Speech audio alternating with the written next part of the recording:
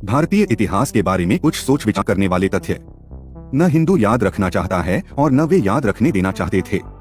Europe और America की मूल सभ्यताओं का तो ऐसा अंत हुआ कि उनको याद करने वाले ही न रहे। हिंदू सतत संघर्ष करते रहे, इसीलिए उनके पास समय, साक्ष्य और साधन है कि वे लिखे। इस झूठ के सहारे न रहिए कि आप शांतिप्रिय थे, उदार थे तो कुछ नहीं हुआ। वास्तव में इससे बड़ा झूठ कुछ और है भी नहीं। इस मानव सभ्यता के इतिहास में हिंदू सबसे प्रताड़ित समूह है।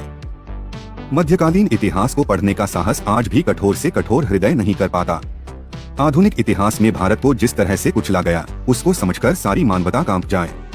नादिर शाह दिल्ली में 6 दिनों तक कत्लेआम करता रहा।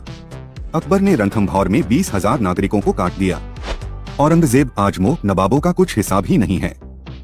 कोई गांव, कोई शहर बचा ही नहीं जहां लोग मारे नहीं गए।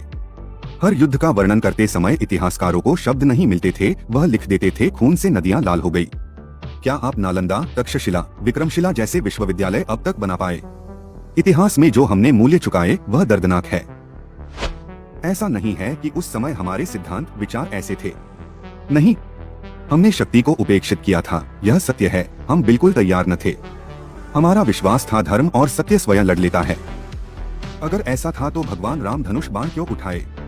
यह भी ठीक है, हम लड़ते रहे हैं। महान योद्धाओं से यह भूमि सजती रही, लेकिन उनका विश्वास शक्ति में था। भारत विभाजन में सरकारी आंकड़े बताते हैं कि 6 लाख लोग मारे गए थे। यह सब चंद वर्षों पूर्व की बात है। आदमी तो आदमी, अंग्रेज मिट्टी भी खोद ले गए।